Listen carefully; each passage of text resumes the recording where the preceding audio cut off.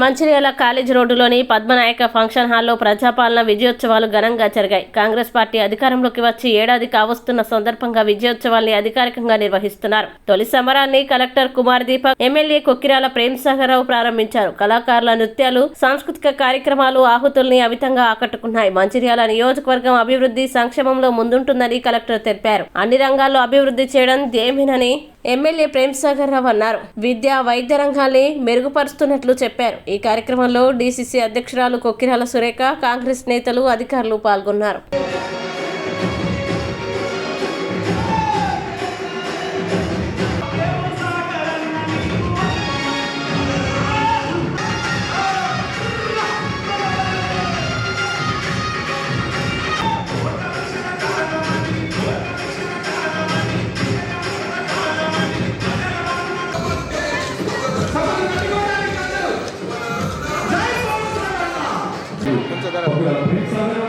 మన కలెక్టర్ గారు అలాగే ఇది చేయాల్సిందే. ప్రజాపాలన, ప్రభుత్వ సంక్షేమ పథకాలపై తెలంగాణ సాంస్కృతిక సాధన కళాకారుల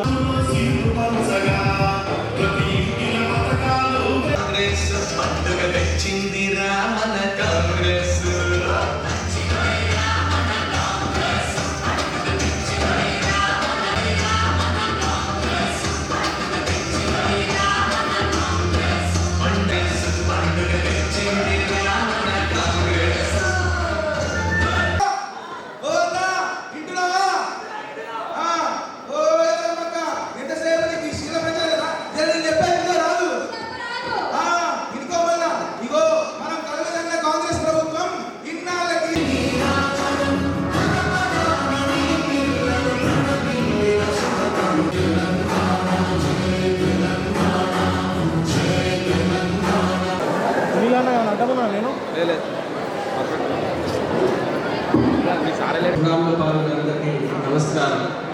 సో మన కొత్త ప్రభుత్వ ఏర్పాటు ఫస్ట్ ఇయర్ మనం సెలబ్రేట్ చేస్తున్నాము. అండ్ అన్ని పథకాల గురించి కళాకారులు మంచిగా చెప్పారు.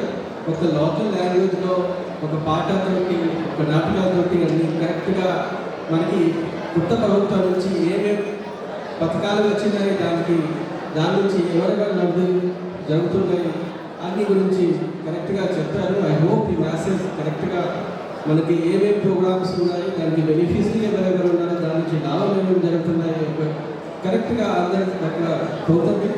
నెక్స్ట్ అంటే ఈ ఒక లాస్ట్ 1 year ఆఫ్ గవర్నమెంట్లో మనకి మేజర్ చేంజెస్ ఏమైంది అంటే నాతోటి అడిగితే ఏమైనా ప్రాబ్లం అయితే ఎవరి దగ్గర రాష్ట్ర ముఖ్యమంత్రి గారితో పాటు కింద అందరూ మంత్రులు, అధికారులు ఎక్కడైనా ఏమైనా ప్రాబ్లం అయితే ఎవరి దగ్గర అప్రోచ్ చేస్తే అప్రోచ్ చేయాల్సింది.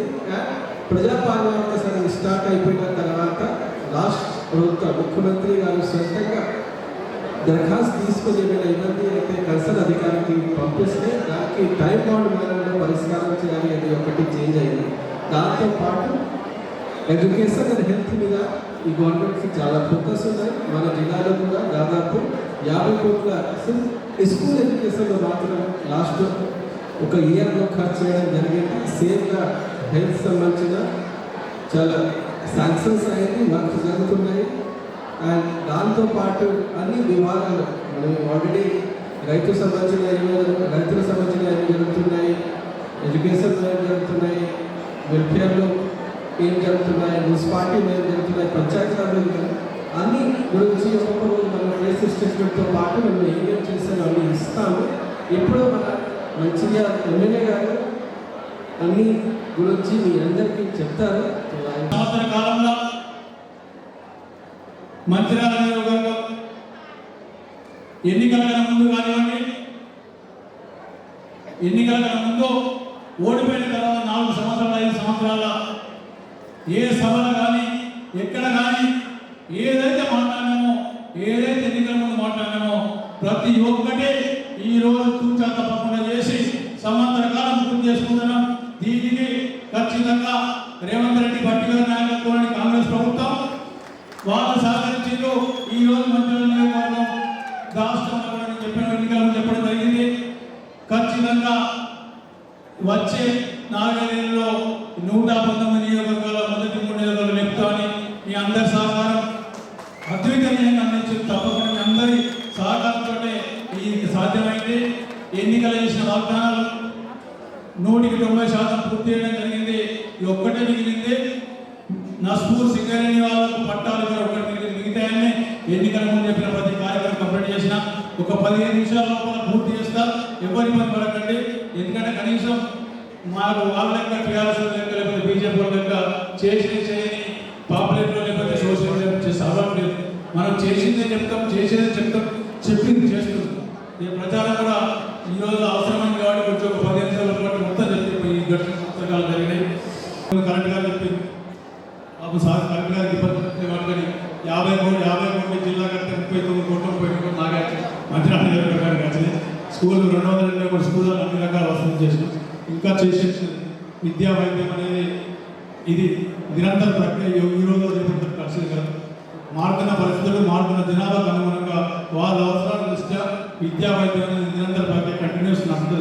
మొన్న మీరు చూసి సూపర్ స్పెషాలిటీ హాస్పిటల్ నా భూతో నా భవిష్యత్తు. ఈరోజు హైదరాబాద్ తర్వాత ఈ మొత్తం తెలంగాణ సూపర్ స్పెషాలిటీ హాస్పిటల్ వచ్చింది మంచిర్యాలలో. చాలా మంది చెప్పారు ఇదంతా ఊరగొడతారు, అదంతా ఊరగొడుతుంది, ఇది చేస్తారు. సరే మొండితనము, మూర్ఖత్వము, భయము, ధైర్యము ఊరగొట్టడం హాస్పిటల్ వచ్చింది. హాస్పిటల్ ఇవాళ పని వల్ల అయింది. నాకు తెలిసి ఇంకో 15 రోజుల నెల నెక్స్ట్ డిసెంబర్కి స్లాబ్ పడుతుంది. ఈ రకంగా హాస్పిటల్ వచ్చింది. 300 కోట్ల హాస్పిటల్, 650 కోట్ల హాస్పిటల్. కరగట్టలు వచ్చినాయి. ఎన్నికలను చెప్పిన కరగట్ట 240 కోట్ల కరగట్టలు వచ్చినాయి. అదేవిధంగా ఇక్కడ నర్సింగ్ కాలేజ్ 3 సంవత్సరాలు ఏనాడతారు. అది కూడా శాంక్షన్ అయింది. టెండర్ అయిపోయింది. అది కూడా వర్క్ మొదలవుతుంది. ఇంకొకటి ఇక్కడ క్రిటికల్ కేర్ 50 పడగదు. అది కూడా టెండర్ అయిపోయింది. మొన్నే ఫౌండేషన్ వర్క్ 2 రోజులు మొదలవుతుంది. ఇవన్నీ అంటే వైద్యానికి సంబంధించిన ఏ రకంగా అవసరం ప్రారంభం చేసింది. ఇది కాకుండా మన మంత్రి దామోదర్ గారు వచ్చినప్పుడు నేను అడిగిన ఇచ్చింది బాబు. ఒకటే అడిగిన ఈ డయాలసిస్ గురించి అడిగితే 50 అని చెప్తే 50 నాకు ఇక్కడి నుంచి మంచి నగర్ పెట్టుకోవాలని చెప్పి అన్నాడు. సరే ఎంత చెప్తే చెప్పండి, 5 అయితే నాకు కాదని చెప్తే 10 కాదు, ఖచ్చితంగా నాకు 30 కావాలని చెప్తే 30 ఇచ్చాడు. ఎందుకంటే డయాలసిస్ చాలా సమస్య.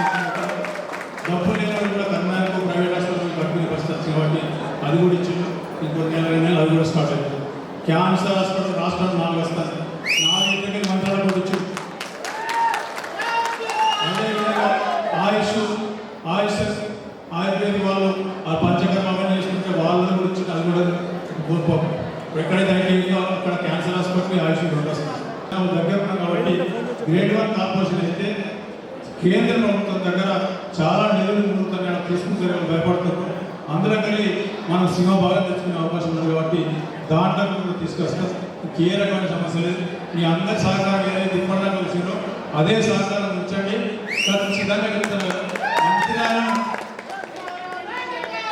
ఒక్క విద్య వైద్యం కాదు, ఉత్తర తెలంగాణకు మంచిర్యాలను తలమానికం చేసి హైదరాబాద్ కాదు మంచిర్యాలకు పోదామని ఈ కర్గాలు వరంగల్లో టచ్ చేయడానికి తీసుకున్నాం.